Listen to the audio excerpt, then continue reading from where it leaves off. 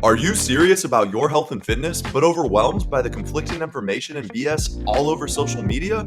Welcome to Fit Facts. Brought to you by Brandon Pascual and Gabe Erno. With a combined 10 years of training experience, this physical therapist and personal trainer duo bring you the most up-to-date and applicable fitness and lifestyle tips based on the most cutting-edge research, bridged with field experience of what actually works and is sustainable for the long term. Enjoy. Yeah, so I started doing this group class around our gym. And honestly, it's pretty fun. It's like almost similar to CrossFit, but they actually focus more on like functional fitness. Like they're not gonna have you do a 3-rep max on an overhead barbell squat. You know? Yeah. It's more of like they'll do front squats. They'll do a lot of like jumps. They'll do like rows. They'll even like do stuff where it's like they progress your deadlift. It'll be like 6x4, and then next week it'll be like 5x5. You know. So That's cool. They do have like good strength circuits. Yeah, because I don't really do much dynamic stuff. Like, I don't do many like sprinting drills or athletic things. I've always been more just like strength and bodybuilding. So it's definitely an area I want to like get out of my comfort zone and try. You know? Yeah. Honestly, you've seen me do a lot of like more performance stuff around the gym. Yeah. The only thing I told you is because like when I was demonstrating one like movement to one of my clients. Because he's for rehab for going back into like flag football. Oh, nice. Yeah, and then like I felt like a sprain in my ankle almost from like a jump, and I was like, oh shit. So then it kind of inspired me to be like, okay, I need to like make sure I don't injure myself when I'm demonstrating an exercise. Yes. So that's why I'm doing a lot of our performance stuff. That's cool. I think that's something most trainers can probably relate to is demoing an exercise to a client and then tweaking something while you're demoing it and playing it off all cool, and then after being like, shit. Yeah, like one of my clients says like, hey, if I'm not gonna do an exercise that you can't do. Yeah. And I was like, oh shit, all right, I gotta step up my performance. Dude, that's good. I definitely remember, I think I picked up, my client was doing deadlifts with like 275, and I think I just picked up the bar real quick to move it, like not warmed up or anything, I just like picked it up, and I just ever so slightly, I didn't really brace my core too much, I just back tweaked a little bit, and I was like, fuck. That's still pretty insane, just like moving 275. I literally like just like deadlifted it up, walked it like 3 feet forward and set it down. Oh, down. And it was like, ooh. See, I would do that sometimes when, you know how like, to set up for like a deadlift, you have to bring the barbell, or when we're done with deadlifting, you have to put the barbell back on the squat rack on the higher end. Yeah, so sometimes like, after my clients would be done like doing like 45 pounds of deadlifts, I'll sometimes like clean it. And I'm like, shit, I shouldn't have done that. I'm like, I'm not warmed up. I have a client right now, he's so strong. Yeah. He's just one of those guys who were built to be strong. He's just getting back into lifting after years off, but he was, he was Romanian deadlifting 500 plus pounds in his peak days, like bench pressing, like close gripping 300, strong as hell. And he's been doing Romanian deadlifts with me, and we got up to 275, and I did that. I like picked it up and moved it, and I felt a small streak, and then I told him, I was like, all right, once we get heavier than this, I'm not picking this weight up anymore. You gotta pick it up yourself to begin the set, because people like to have it elevated. Yeah. So I like put it back so it wasn't in the way for actually a Bulgarian superset. Oh wow. But then I was like, let me put it back for you to start. Nope, not doing that anymore. Now that we're getting stronger. Damn. Yeah, I'm glad that it wasn't more of a serious injury. It wasn't because, Pascual Performance, this therapist, he's taught me a lot, dude. I have taught you a lot. Because I have. I mean the Pascual Performance guy. Because as physical therapists, we're not trying to have a client that just comes back to you every time after they get a re-aggravation. I like to teach my people the long term on like the best way to manage your pain a little better. Yeah. Of like what to do when you get a flare up in the long run, or how much movement you should get. And I bet you get a lot of different questions about pain from your clients. Like what would you say the number one question you get as a physical therapist is? I would say that's the episode topic. I know that is the number one question. Where the question is for the audience is, what should I do for my back pain? What should I do for my shoulder pain? What should I do for my ankle pain? That stuff. My toe pain. My toe pain, exactly. So it's like, I don't mind answering that for clients or my current patients, because I know what their mobility restrictions are. I know their limitations. I know their conditioning level. Yeah. But I do have a problem answering it for people who I just met like on the street or I just see around the gym. And I've noticed that with you a lot where, even me, I'd ask you some things, but different trainers will walk up and they'll say, is my knee pain because of tight ankles, or is my back pain because of like an imbalance between my hips? And you're always like, could be. Yeah, it's always like, it depends. Yeah, but it's true, because you can't just look at someone and immediately know the answer. There's assessments you need to do to really understand that. Exactly. I remember you asked me a question, it was like a few weeks ago, where it's like, hey, supposedly if someone's having elbow pain, I think you told me, like, would doing forearm exercises help relieve the elbow pain? And then my answer was, if forearm strengthening is limited for that person, then possibly it could be potential relief for the elbow pain. That's the way I answered it. I honestly just told you, hey, honestly, that person needs an assessment if I could better answer the question. Yeah. Because it's like, I don't want to answer, or I don't want to give someone like the wrong exercise that probably will either be a waste of time, or it could potentially like make it worse. Exactly. Yeah. Exactly. And I'm pretty sure you see this commonly as a fitness coach when people ask you, like, oh, hey, what's a good exercise to lean out my shoulders? What's a good exercise to tone up my legs? Yeah, people ask me things like, what's the best exercise to build my chest? And that's kind of an eye roll question, because it's like, well, there's many good exercises to build your chest, depending on where you're at in your fitness. Maybe you are really comfortable with body awareness. Maybe we can do the barbell press. Yeah. Maybe you're really new. Maybe we shouldn't even go heavy on a barbell press right now. Maybe we should be doing more close chain things like push-ups, or using a machine. There's so many different distinctions. And then even to build your chest, you don't want just one exercise. There's different angles you want to hit. You want to have a fly, an incline movement. So people ask these things just expecting one simple answer, and if somebody gives you a simple answer, it's usually not the right answer. Exactly. There's always nuance in these things. Yeah, because like you could easily Google stuff, but still, a lot of people are still having trouble like accomplishing their rehab goals or even fitness goals when they Google stuff, because it really depends on the person who's asking the question. Totally. And we both use like preset plans from some other people. Like obviously we love Mind Pump. They make these fitness programs and we followed them. But even with those, they're still not addressing our individual needs. So I'll make tweaks because obviously I have good knowledge.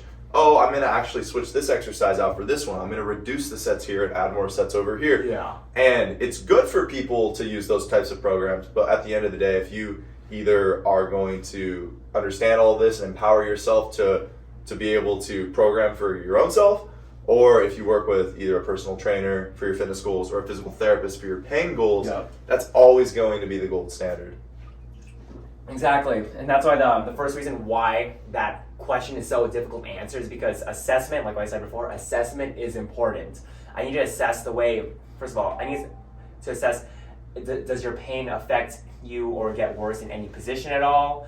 Do you have any injury history? That's a big one also, because some people in their early 20s, they'll have some kind of injury, or from high school playing sports, they'll have an injury, but they didn't really rehab it properly, or they probably didn't even get checked out. Like, I'm sure when you were like 19, 20, when you had like knee pain, you were just able to be like, oh, I'll just shake it off, or I'll just wait a few days, right? Yeah, like, oh, my knee's a little tender. Next day, it's not there anymore. Okay, I'm good. Yeah, so when you like kind of just throw all those like, I guess, those injuries under a carpet or under a rug, they kind of start building up over time to where in your late 20s, 30s, that's when it becomes a problem. So that's why like injury history is important. And also from like, even if we're talking about like the whole connect chain, because some people would ask me, oh, what do I do for my elbow pain? The number one question I ask is like, hey, do you have any injury or like post-surgery surgical history, injury histories on the shoulder, neck, or mid-back? Because all that can affect the mechanics of the whole arm, causing either more or less pressure on the elbow. So that's one of the things that I like to ask as well. Your toes can affect your back. Your neck can affect your shoulder. Yeah, to overly simplify. Yeah, but like definitely, like if you have I don't know, maybe your feet are always caved in at your ankles, that can affect your knees. Exactly. Or there's all these things where it can go up down the chain. So that's such a good point. It's not just like my shoulder hurts, so it's my shoulder. Yeah, because commonly people would be like, oh, I have shoulder pain, so give me exercises for just the shoulder only. And then a lot of people don't think like, oh, you actually have to strengthen the mid-back muscles for most shoulder injuries. Yeah. And it really depends like what specific muscle. And then another question I like to ask is their conditioning level. So this means like, what are they currently doing right now? So what are you doing right now to help relieve the pain? Is it making it worse? Because that plays an effect. Are you pretty active? Like, are you getting enough movement throughout the day? Because that could cause your pain to either dissipate or to be as fully aggravated as it could be. And then also conditioning level, like what sports are you playing over the weekends? Because we have something called Weekend Warriors. You know about those? Totally. Yeah. Where they're like, they'll do stuff like play basketball, run a marathon on, like, you know, they'll do all those events on weekends or for a certain, like, I guess, time, but they're not really training for it during the week. Yeah, it's like a surfer who goes out and surfs 3 hours on Saturday and Sunday, but's doing nothing, fully sedentary throughout the week. Yeah. Then they wonder why their shoulder's bothering them. But it's not conditioned. They're not doing anything throughout the week to prepare for these intense bouts of exercise. Yeah, like my two newest patients or clients actually came in with, I tested it, it's actually a torn ACL grade 1 though, for both of them. And it's because, well, one was playing a lot of flag football over the weekend. Yeah. And he was telling me like, oh yeah, I used to sprint super fast in high school or back in like my 20s. So I used to do a lot of running and I was pretty athletic. He's 28 right now, 29. So then he kind of heard a pop in his knee and he was like really questioning like, oh, why am I able to why am I not as fast as I was before? Oh, wow. Yeah, and I was like, oh, because you're not really training it as well. He thought that just like jogging on the treadmill would help, but no, you're on a ground. So that's why it's important to like know what people's like activity levels are. Totally. And the other guy, he was skiing, and then it was like I think that was his first time skiing ever since like 2 or 3 years ago because he couldn't go, COVID and his job, whatever. And he went back to skiing. He doesn't do any like strength training, no other activity besides I think probably just like walking around. And he decided to go skiing, and then I guess there was an instance where he made the wrong move and it twisted his knee. It didn't even it's not like he crashed into anything. He just like made the wrong move and he twisted his knee. Yeah. So conditioning level is important to assess. So if you ask someone like, oh hey, what's the best exercise for my knee pain? It really depends a lot on the conditioning level. Totally, and being aware of that's very important. Like I know for myself, I recently felt a little pain in my knee and I didn't get scared. I didn't jump to like, oh my God, this is a huge issue. I just thought, oh, I should start putting things into my programming to address this. I should start adding certain stretches, certain strengthening exercises to support my knee.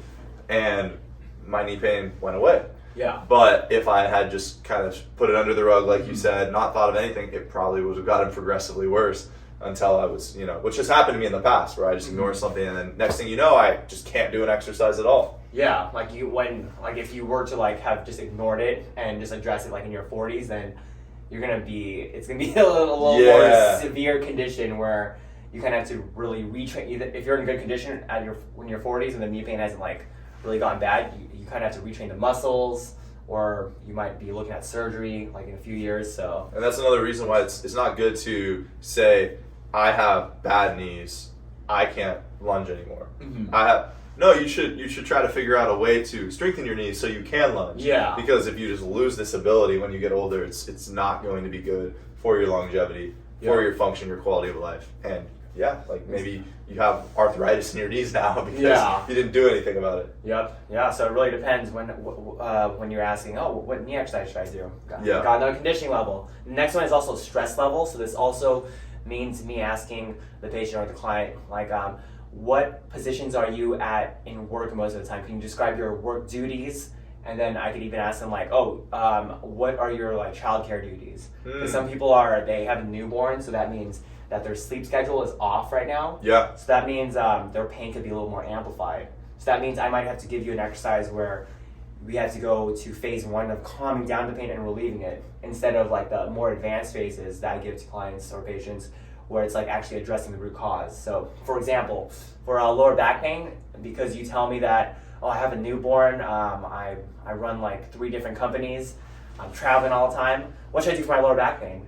I'm like, okay, first of all, it also depends on mobility limitation, but right now, my exercises will target more of you calming yourself down, like calm your ass down. Chill out a little bit. Right? So it could be a lot of diaphragmatic breathing and laying on your back, and it could be more, I might even tell you to go do like beginner's yoga, something that doesn't put you in a stressful position. Yeah. So it could also be like simple stretches, like a simple hamstring stretch or a simple piriformis stretch, because those are the exercises that I'll probably target for you, because you're in a state where everything's just like chaotic, quote unquote. You know what I mean? Totally. Much respect to those people doing that though. Yeah, parents and kids. Oof. I have a client right now, she has a newborn. Okay. And that can even lead into certain postural issues. Exactly. You don't even think about. Like she was telling me, oh man, my neck is always so tight, and my mid back is always tight, and my shoulders are always tight, and it was pretty straightforward. She's constantly holding her baby like this, rounded over. So that was good for me to know, because then I said, oh, okay, so we should do some things to address that, exactly, to counter that. And then even initially she tweaked her back a little bit, and it was good info to have, because initially I thought, okay, her form was good, all these things, like what caused this tweak? Her deadlift form looked fine, but it wasn't until I realized, okay, so she was really short on sleep. She had just done a heavy set of Romanian deadlifts, 2 actually, and she was holding her baby, and then she suddenly had to like tweak into a position she's not normally in.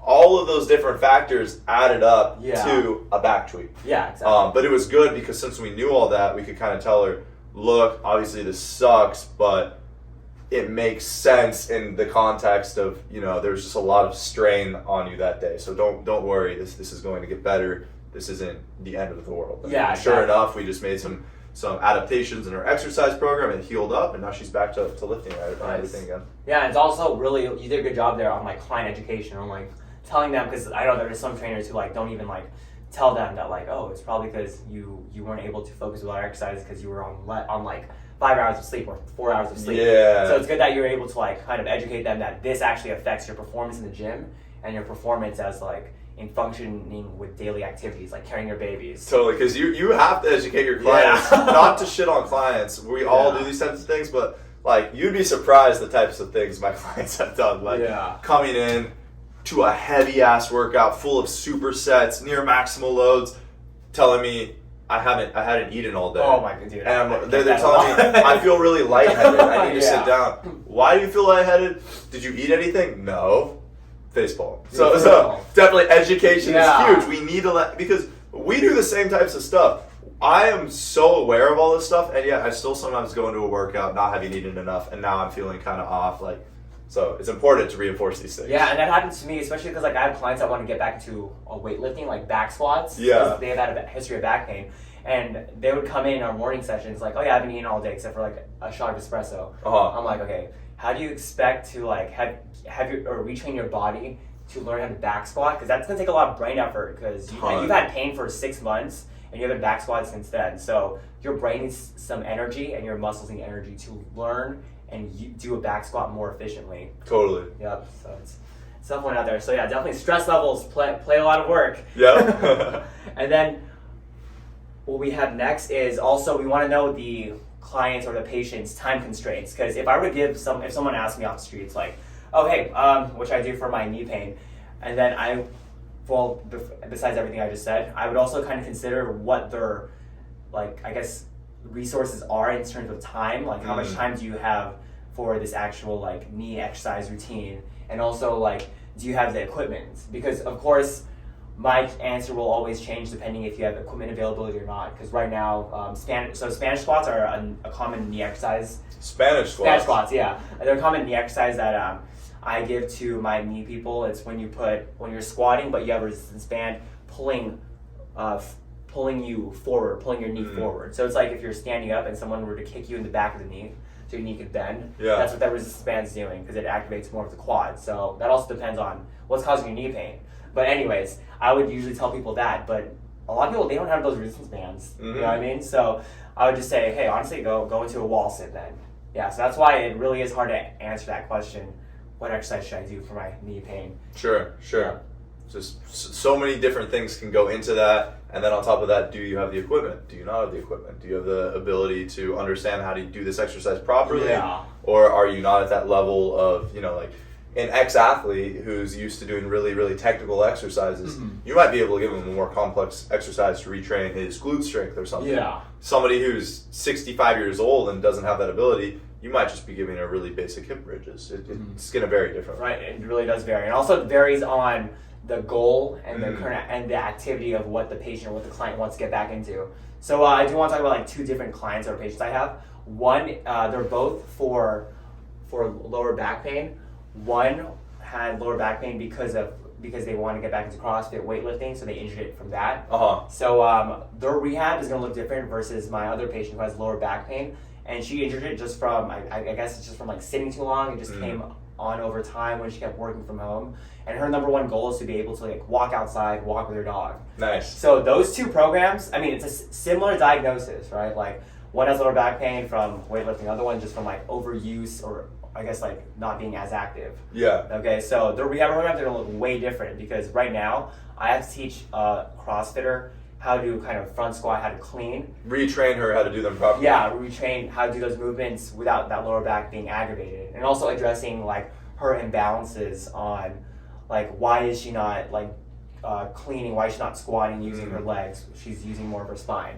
So that's a different rehab program compared to the lady who just wants to walk. That's gonna be more of like, okay, it'll probably just be more stretching and getting you a little more active. So it'll probably have to be more rotational drills, those basic rotational drills you do on the wall. Like I don't think I would ever like say, hey, we're also gonna do some power cleans real quick, or we're gonna do some good mornings. Yeah, because she doesn't need that. Yeah, she doesn't need that. I could teach her like maybe like how to hip hinge, or maybe like a PVC pipe, or if anything like a lightweight good morning. But I wouldn't have her do a straight up like 135. You know? Yeah. So it also really depends on your goals. So next time you ask a physical therapist, oh, what should I do for this? You also gotta consider your goal as well. That's why it's a tough question to ask. This was Brandon's long-winded way of saying, don't ask him unless you're his client. I mean, not that. It's like that was what this whole episode was actually about.